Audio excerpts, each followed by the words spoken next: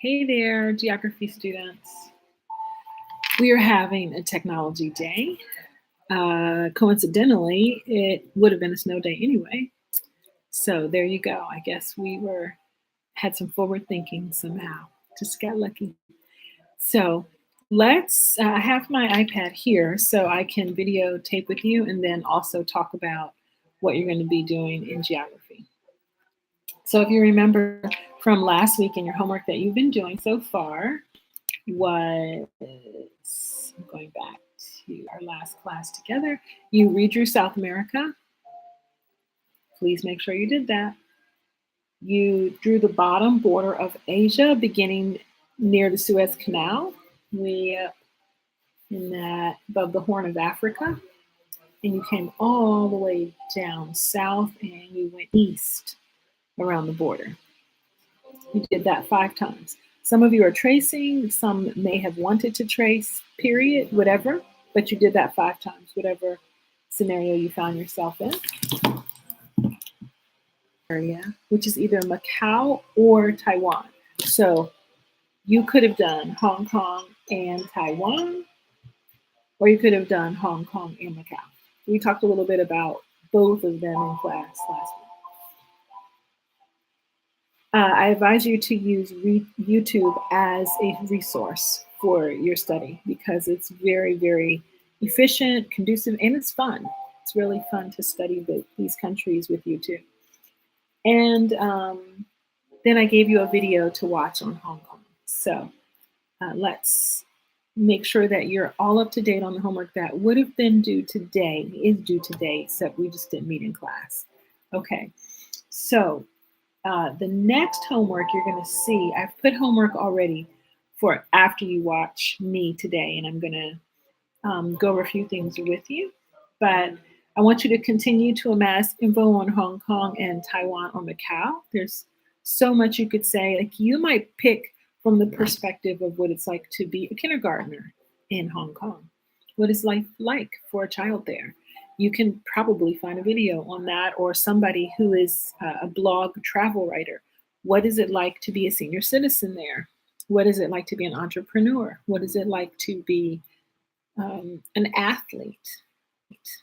Maybe research a particular Olympic athlete from Hong Kong. So think about it from that perspective.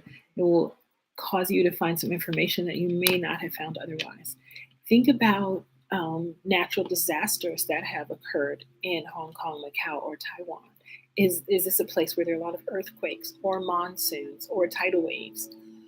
Or does the rainy season come and just devastate everything? So from that perspective, how about from an architectural perspective?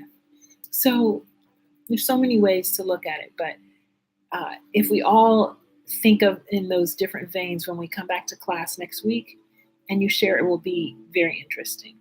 Make sure that you can have your notes as bullet points so that you're not just reading us a piece of paper, because honestly, we can all read ourselves. We would like you to present. I would like you to present and teach us and not just read to us off of a piece of paper. Okay? That makes it fun. Let's see. So you're going to continue that this week. You'll see I've already put this up on the homework page for you. I want you to color in the first page on Asia. I want you to now, you've done South America over again last week. I want you to now redo the United States again, because it's really important for us to go back and review. Add in all the capitals when you do the 50 states. Honestly, I really think all of you are 100% on that, but you'll lose it. So you're 100% if I say Florida, if I say North Carolina, if I say Colorado, the capital should have just popped up in your head, Idaho, Texas, but make sure if there are any that you're lagging on, review those. Then I gave you a map of Asia here on your homework page. I'm going to show you again. Looks like this. Let's see if my camera can zoom in on it. Okay, so I want you to use that map for your drawing. Now, However, I say print that out and use that. But however, you have your atlas. You can use your atlas. Um, the key is choose a map that's going to work best for you. Okay? Learn all these countries now. You did the border last week. So when you did that border, you started at the Suez Canal. Right up there, you had Jordan. Came down past Saudi Arabia, Yemen, Oman, and then you went inside. There's a really tiny canal and a strait and a peninsula that goes past Qatar and then back under Iran, Pakistan, India. When you did India, don't forget the Maldives and Sri Lanka. So let me talk to you a little bit now about the Maldives. So think about India, this triangle of a country hanging off the east, the north,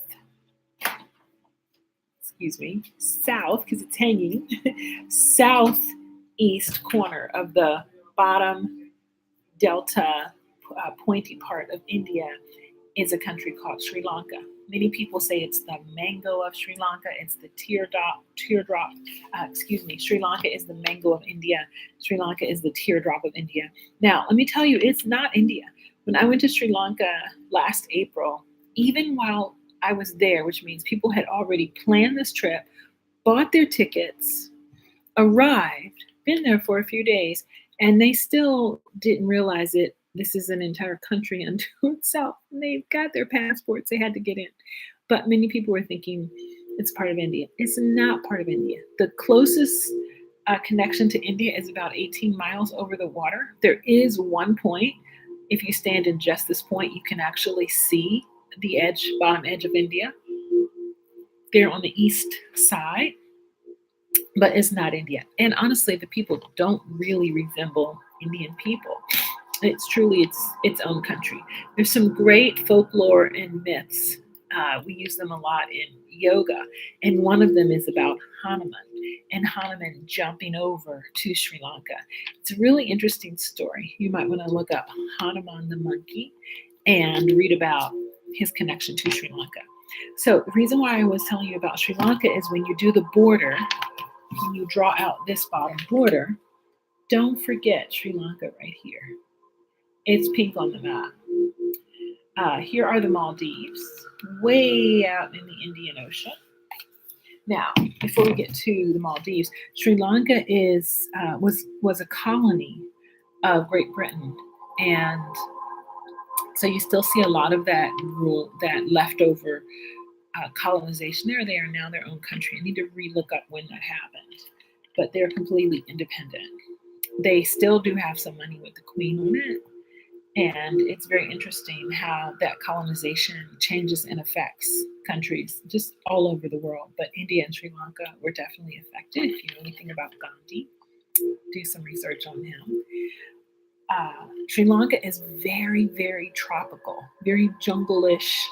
I just came back from Costa Rica, and many parts of Costa Rica really make you feel like, hey, I could be in Sri Lanka.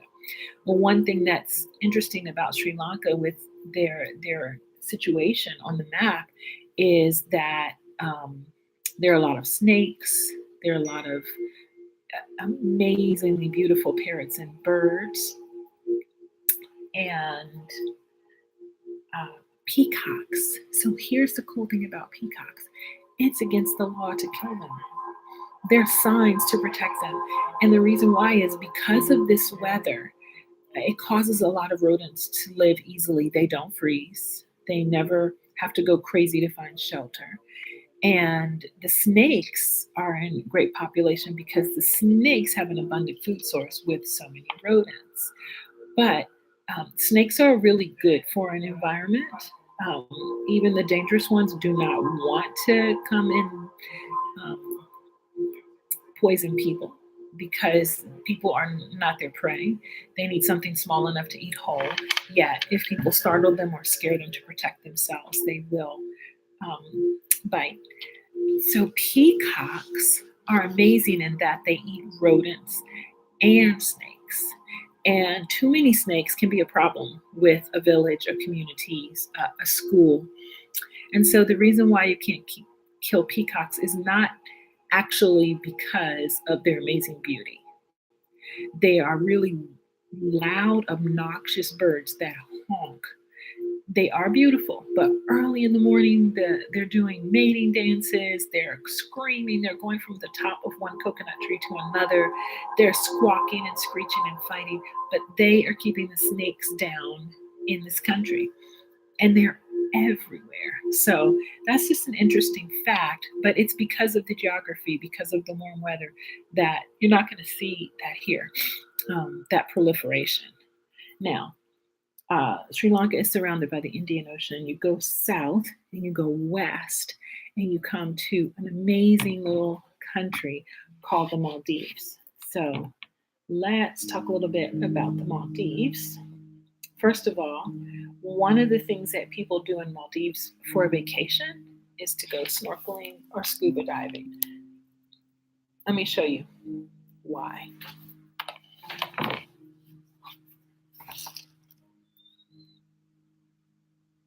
That's an actual picture, right? Pretty amazing. Let's see.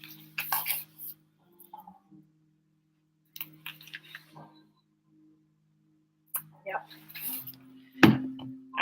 I did some snorkeling in Fiji and in Belize and Jamaica and probably every tropical country I go to. But I'm really looking forward to visiting the Maldives and snorkeling here. Look at this one.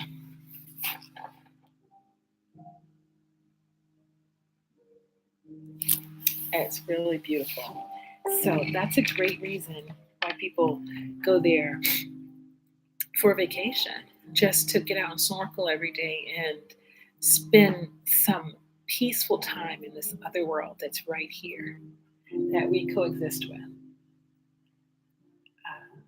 The Maldives, let me see. Hold on for 1 second. I need to find the rest of my notes.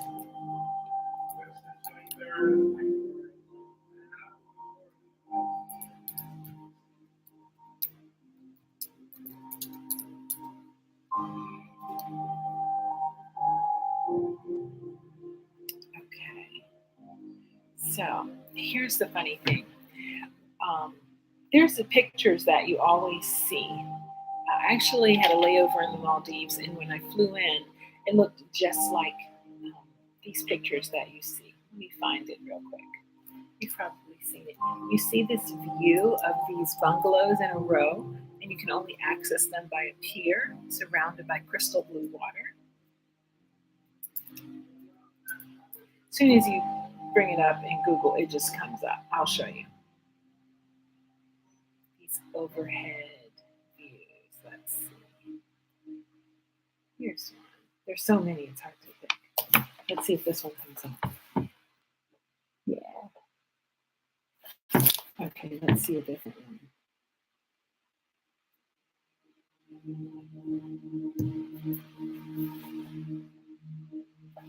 It's kind of a fantastical idea of how to take a vacation. Here's one where every bungalow has its own swimming pool. So it looks like um, you won't realize that this has only been going on for a very short time. 1972, so about 46, 47 years ago, that's when it began. United Nations did a mission and visited the Maldives island in the 60s, the islands, and decided this isn't really a good place for tourism. The islands are not suitable. It's not going to work. I don't think that the country should move forward with this for their industry. Well, fast forward to today, it's the largest economic industry in the Maldives, and it plays a very important role in foreign exchange and generating employment. It started in 1972 with two resorts, and the resorts could hold 280 beds. It was Karumba Island Resort and Bandos Island. The country is made up of 11 islands and then surrounded by just an archipelago of other little small islands. So all of these tourists are not on the mainland of Maldives. It's an Islamic country. And on the mainland, it is much more difficult for Western tourists or tourists who are not used to women who are not used to covering their head, covering most of their body. Because you go to a warm tropical place, you think about the beach and vacation. And so people come there not realizing that this is not acceptable. It's not okay. But on the islands, people wear what they want and do typical beach wear. Um, by 2018, last year, there were 130 island resorts. It started from just two. They are the country is attempting to boost more capacity, and they're allowing foreign developers such as Waldorf Astoria, Pullman, and the Hard Rock Cafe Hotel to come in. They're right now upgrading the airport, and they expect by late this year, next year, to be able to have over 7 million visitors, tourists. So, yeah, I don't know if that's a good thing. You have to be super careful with keeping the environment of those crystal clear waters that are the real attraction. Um, so, I want you, as you do let's go back to your homework. As you do your border of India again, and you draw this map of Asia. Now, I want you to now not just do the bottom border that is contiguous to Asia, which means connected, but look below here. And don't forget Sri Lanka, don't forget the Maldives, and then let's go east and get in Indonesia. And I put this map here specifically very on purpose because they did a good job of giving you different colors. So you can see just how extensive the Indonesian islands are. You can see Malaysia is like this, split in half. One side is east, one side is west. Um, and then add in the Philippines. Don't forget East Timor. So if you look at Indonesia, East Timor, it's going to be pink on this map, right down there. It's one little teeny place. Don't forget Brunei. Brunei is eastern Malaysia, and it's kind of stuck right here. It's in Brunei is in Malaysia, but it's its own independent country, but surrounded by Malaysia. It's nice that it does have a coastline.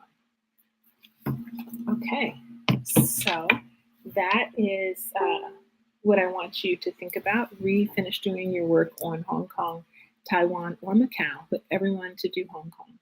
And I want to make sure you can explain to me the significance of the politics that are going on in Hong Kong, connecting the UK and China. So we talked about it last week, but do your own research and don't forget Russia. I mean, the landmass of Russia is almost all of the rest of Asia.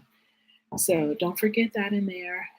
Go to your homework page, and I will see you next Wednesday.